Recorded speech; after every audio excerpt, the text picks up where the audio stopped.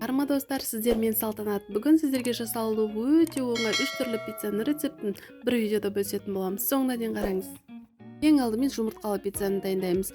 4 жұмыртқаға тұз салып, жақсылап араластырып аламыз.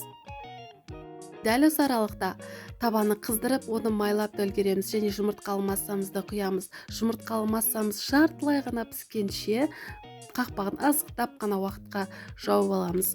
Сосын аламыз да пияз саламыз. Пиязды салмасаңыздар да болады, бірақ жұмыртқа мен пияз өте әдемі үйлесіп кетеді. Кезегінше сырымызды және шұжығымызды саламыз.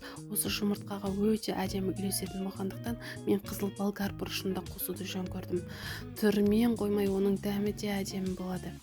Тағы қоймай кезегін күтіп тұрған сырымызды да барлығын шашып салып аламыз да табамызды 5 минутқа ғана жауып аламыз. Міне пиццамыз дайын. Қалауыңызша көктермен әсемдеп дастарханға тарта беруге болады. Балаларға таңғы асқа өте жеңіл етіп, оңай етіп жасап бере салғанға күшті болып шығатын пицца. Балаларыңызға міндетті түрде жасап беріңіздер. Кезегін күтіп тұрған тағы бір пиццамыз бар. Ол тек қана майонезден жасалынады. Небәрі 2 жұмыртқаға 4 ас қасық майонезді саламыз. Сосын үстіне 7 санап тұрсаңыздар болады. 7 ас қасықпен ұн саламыз. Бұл пиццада өте жеңіл болып шығады, бірақ қамыры кішкене қоюлау болып тұрады. Одан қорықпаңыздар, артық ештеңе салып жүрмеңіздер. Тек қопсытқыш қана салуға болады.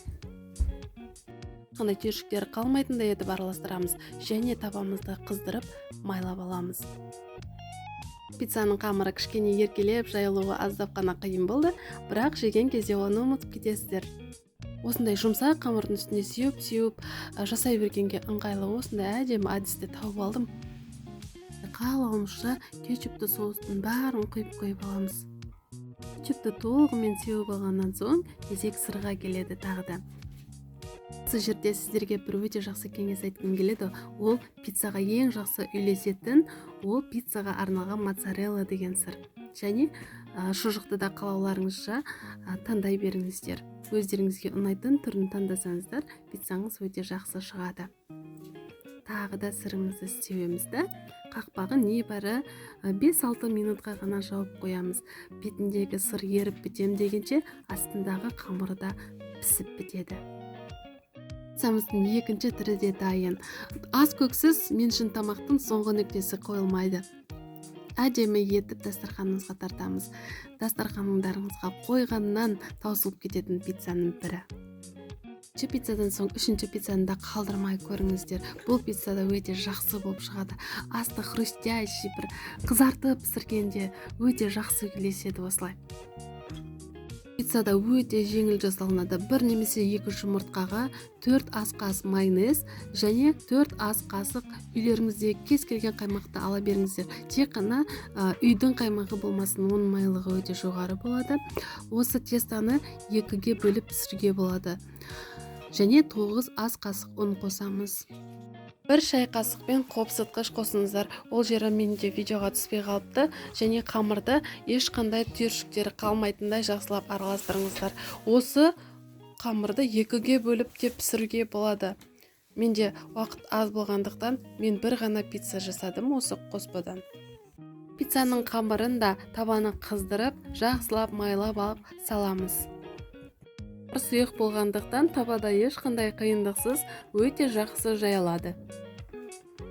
Барлық пиццаның түрінде қамырды салып жатқан кезде отты өте баяу етіп қойып қоямыз.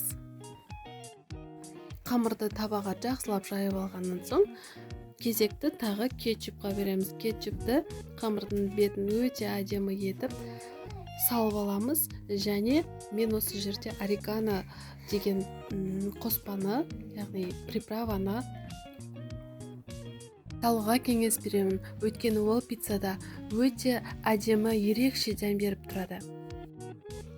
Кезегімен жаңағы банан әнашілерімізді қайтадан сала береміз. Сырымызды саламыз, шұжығымызды саламыз, үстіне қайтадан сырды саламыз. Бұл пицца басқа пиццаларға қарағанда 2-3 минутқа ғана ұзақтау тұрады. 7-8 минутқа қалдырыңыз. Асты да пісу керек және үстіндегі сыры да еріп біткенше. Мен үшінші пиццамыз да дайын. Небары 15 минуттың ішінде мен 3 пицца жасап, балаларымды қуантып үлгердім. Пиццалар өте тез дайындалады және қолжетімді, сіздерге ұнады деген ойдамын. Егер ұнаса лайк басып, пікір қалдырып, каналға тіркелуді ұмытпаңыздар. Мені қолдағандарыңызға рахмет.